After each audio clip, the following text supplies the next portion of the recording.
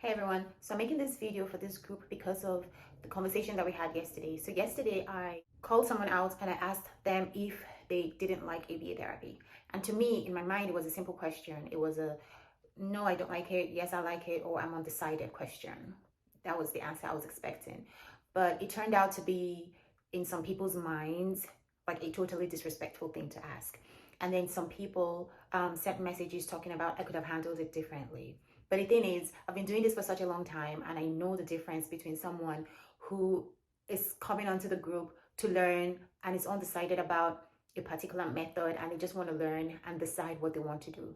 I know the difference between that person and someone who has already made up their minds and is coming from a different group that totally hates your group, and they're just coming there to sway people away from your group, which is what this lady was doing basically. She just came into the group to disparage the group and to discredit everything about the group, because all her comments was stating facts and truths about why ABA therapy is such a bad idea and how it abuses children.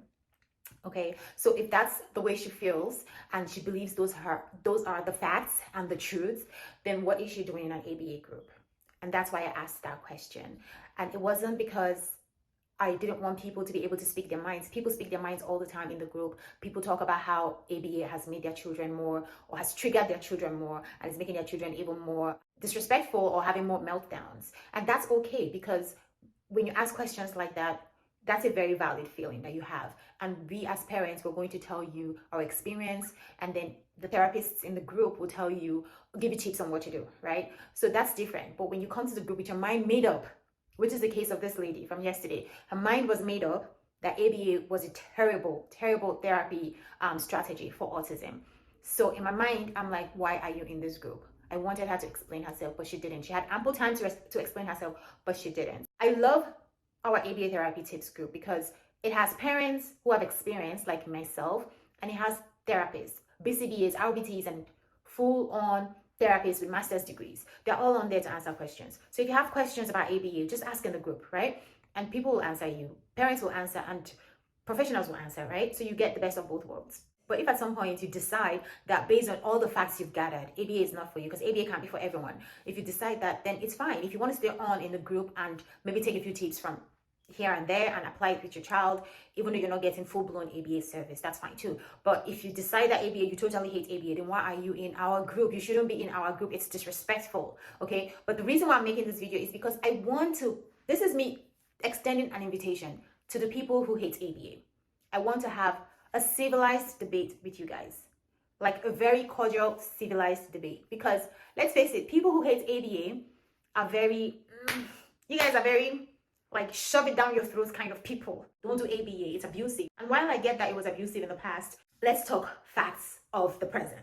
Okay, let's talk about how many families it's helping right now, or how many it is not helping based on where you're coming from. So yes, I'm extending this invitation to anyone who hates ABA, because I want to have a debate with you. I want to, and anyone who is for ABA to join me, to join my panel, and we can have this civilized debate where you talk about what you don't like about ABA, and we'll tell you what we think works with ABA. Okay, now I have to say this: if your talking points is only based on how ABA was 20 something years ago, then there's really no need to join the panel, because for me, that's something that happened a long time ago. I started getting ABA therapy about 8 years ago, and it was fine for us, even 8 years ago. Okay, so I don't have that experience, and I've read that yes, people had horrible experiences in the beginning of ABA, which I think is the case with, so your child breaks things when they're upset, and you just take it back to Costco because you don't want to discipline your child, because you don't want them to mask.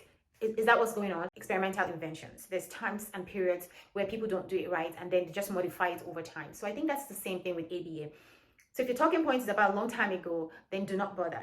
But if you have facts about how ABA is abusing children in this present age, then please let's talk about it, because I really want to hear about it. My aim is not to get parents to go into something that will hurt their child in the long run, or for me to even put my child in something that will hurt him in the long run. So believe me when I say I want to hear your point. I would like for you to also hear my point. And in the end, what I'm hoping for really is for us to agree to disagree, because I'm never going to say I'm anti-ABA just because of how ABA has helped my family, and Wells especially, right? I'm never going to be anti-ABA. And you probably will never be for ABA because of your own experience, and that's fine. But we have to come to a place where we agree to disagree based on my points and your points being all out on the table. If you want to do this debate with me, please leave me a comment or send me a DM. Let me know if you're for ABA or against ABA. I would love to have like 2 people on each team, or 3 at the most, and let's do this, because I want to pin this post, this video, in the group, so anyone who joins the group or anyone who's already in the group can watch it and decide based on the facts presented if ABA is for them. Like I said, ABA is not for everyone. Nothing is for everyone, maybe except water and air. But aside from that, nothing is for everyone, okay? Most things are not for everyone. Even Tylenol is not for everyone, okay? So ABA cannot be for everyone, but I want to have this video up there so people can just decide once and for all if ABA is for them. And like I said, they can remain in the group even if they decide ABA is not for them. They can remain in the group just to get tips. That's fine too. Or they can leave, either one is fine.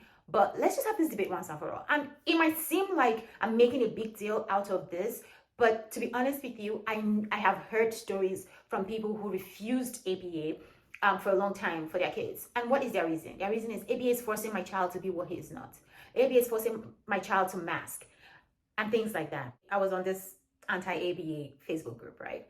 And this lady says, oh, my child hits things when he's upset. He's always throwing things, breaking things, and all of that. And then people in the comments, nobody said anything about disciplining your child. Nobody. Like, I'm shocked. I'm reading comment after comment and nobody's talking about disciplining your child. And then one of the comments said, oh, that's why we get all of our electronics from Costco. And we take it back if it breaks. What is going on? So your child gets upset and they break things and you just take it back to Costco. Like, it's strange to me, and maybe because I'm coming from Nigeria, right? Where when you buy something from the store, as soon as you walk out of the store, it's not even been 30 seconds since you walked out of the store. You're not getting your money back. That's it. You are not getting your money back. Okay, it's a done deal. In fact, you don't even have to walk out of the store. You paid for it.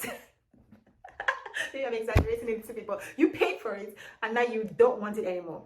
Some stores will not even take it from you. I'm serious. Like, this is crazy. How is it that you buy an electronic from Costco, and years after, because your child got angry and broke it, you take it back to Costco and you get a new one? Like, what do you say to them at Costco?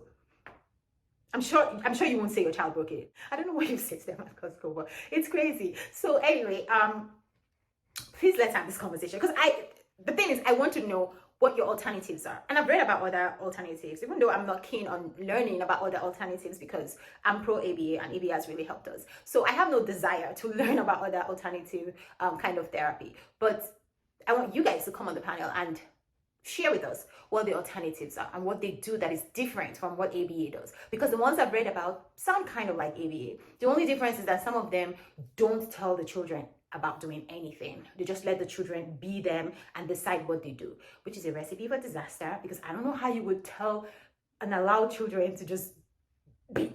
Like, how would you let children to just be? Everybody needs rules. Even adults need rules. So how is it that you do not know that children need rules? Okay, me as an adult, I know the rule of, even though it's not stated in stone, but I know the rule of, if I don't work, I don't eat. Okay, if I don't work, I'm going to be homeless with my children. I know that rule. I know the rule of waking up in the morning and brushing my teeth, or else I'm going to get cavity. Okay, I know that rule. So everybody needs rules. I can't even imagine going to work in a place and they tell me, oh, do whatever you want. Like, first of all, I mean, I appreciate I appreciate the confidence that you have in me, but first of all, you have to give me the rules to live by, to abide by, right? And then I will do whatever I want with those rules guiding me, if you get what I mean.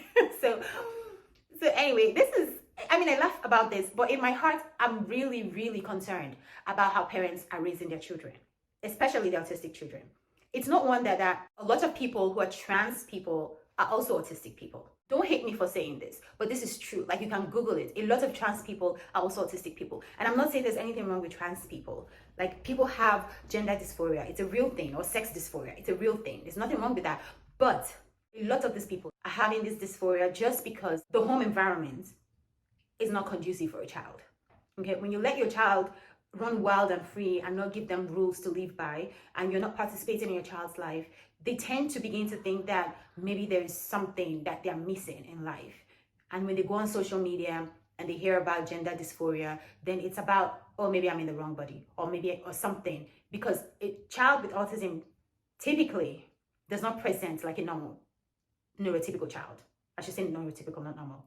because they're normal to me, they're just different, right? A child with autism does not present like a typical neurotypical child. For instance, William's friend, a girl with autism, doesn't really like to play with dolls like regular girls. She likes to climb trees and fall, and she broke her teeth one time. She's such a tomboy, right? So if her home environment, but I'm happy because her mom is working with her and her mom is present in her life. But if her home environment is in such a way where there's no rules and she can do whatever she wants, after a while, children start to think like, what's more to life, right? Like, why am I in this world? And then they go on the internet and then they see things like, maybe you're in the wrong body and that will fix it. In my theory, that is why a lot of autistic people are trans. That's just my theory. My Wells doesn't play team sports, but that doesn't make him less a boy. He's still a boy, right? Gender dysphoria is a real thing, but it's important that people actually feeling those feelings because that's what it really is, not because of some mental problems that they have because of their childhood upbringing. Parents need to be hands-on so that you are not the reason why your child thinks that they're in the wrong body. It's not the experience they have in their childhood is not the reason why they think there's something wrong with them. Let it be that that's how they were born, not some psychological thing that happened to them in the course of their childhood because parents were not around to help them navigate their feelings.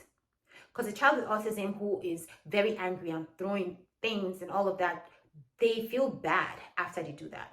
But you let them do that. You're teaching them that it's okay to be that destructive when you're upset. But then after they do that, they feel terribly bad.